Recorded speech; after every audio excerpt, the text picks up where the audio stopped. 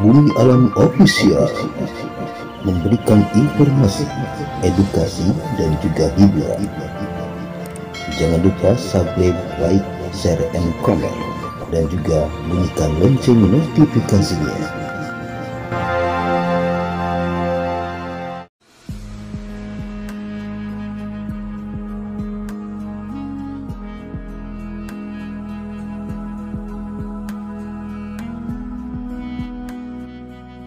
Heho Pop Gengs.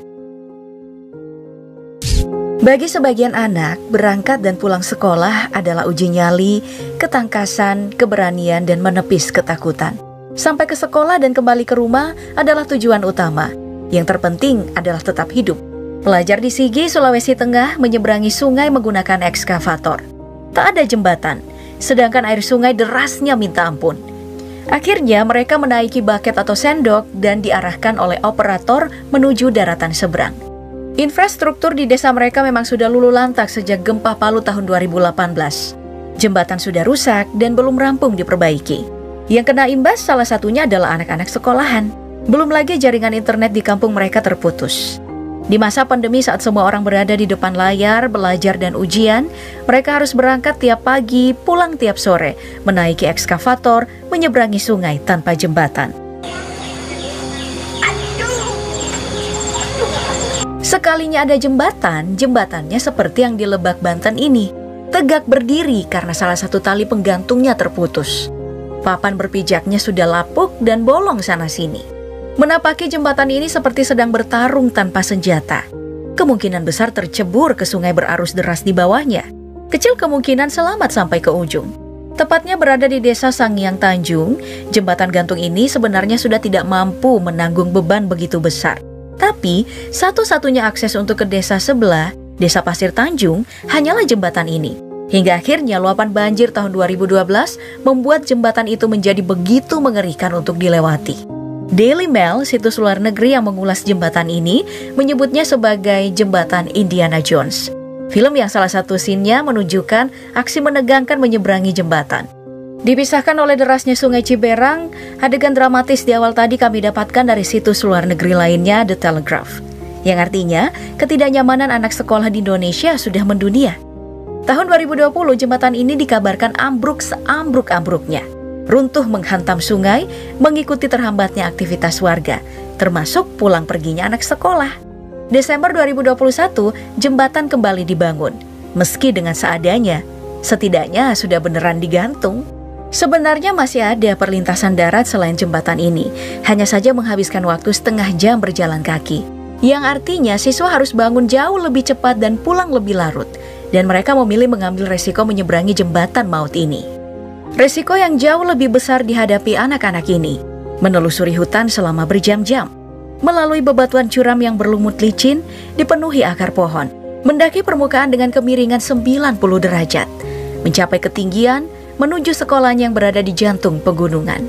Resiko yang besar, medan ekstrim yang tak main-main, itu adalah pilihan mereka. Pilihan lain adalah naik ojek dengan biaya $1 Amerika Serikat atau sekitar Rp14.000. Melewati jalanan yang sedikit lebih bagus. Tapi sebagian besar dari mereka datang dari keluarga yang tak berduit. Anak-anak di Madibago, Filipina Selatan ini mau tak mau menempuh jalan pintas, meski itu berarti menantang maut. Mereka biasanya akan saling tunggu di persimpangan untuk bersama-sama melalui medan itu. Seorang anak bercerita bahwa ia pernah digigit ular saat susur hutan. Tidak hanya menyusuri hutan lebat, medan landai dan curam berbatu, atau melewati puncak batu yang tinggi, kadang mereka juga harus menyusur sungai.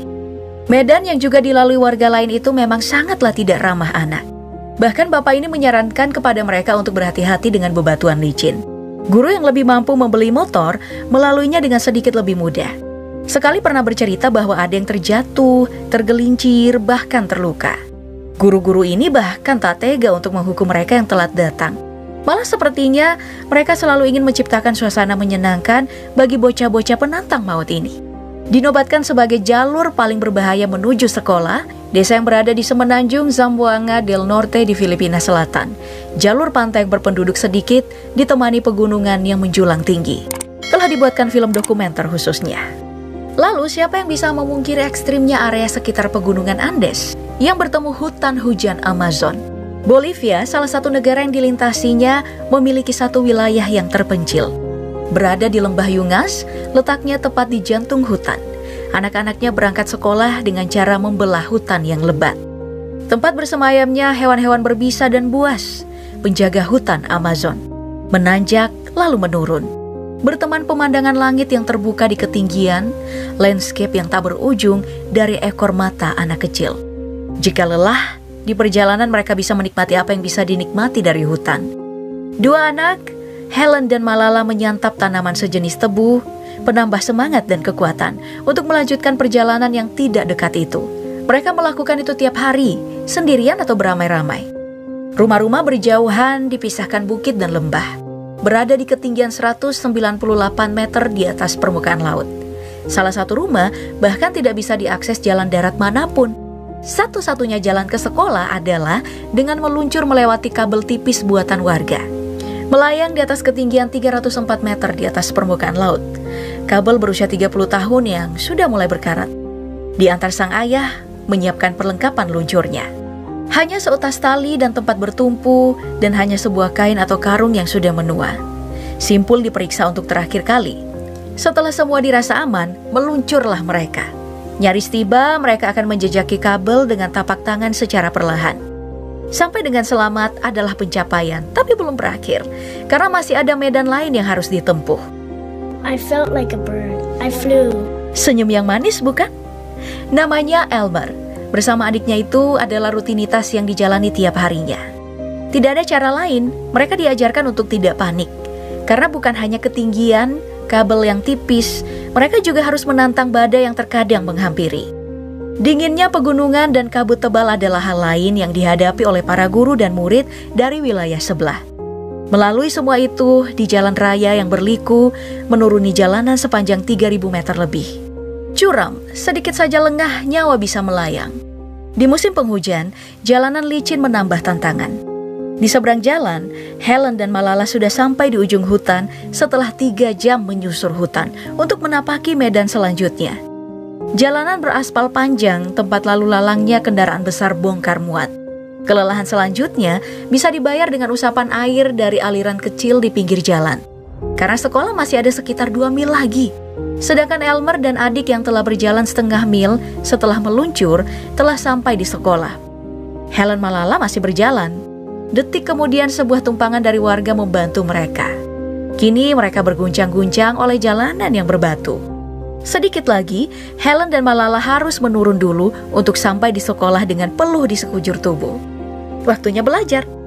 Sampai tiba waktu untuk pulang sekolah, lalu kembali melalui medan jalur-jalur tadi untuk beristirahat di rumah.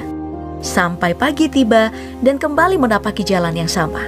Begitu seterusnya. Anak-anak yang berani dan kuat, bukan? Masih malas sekolah.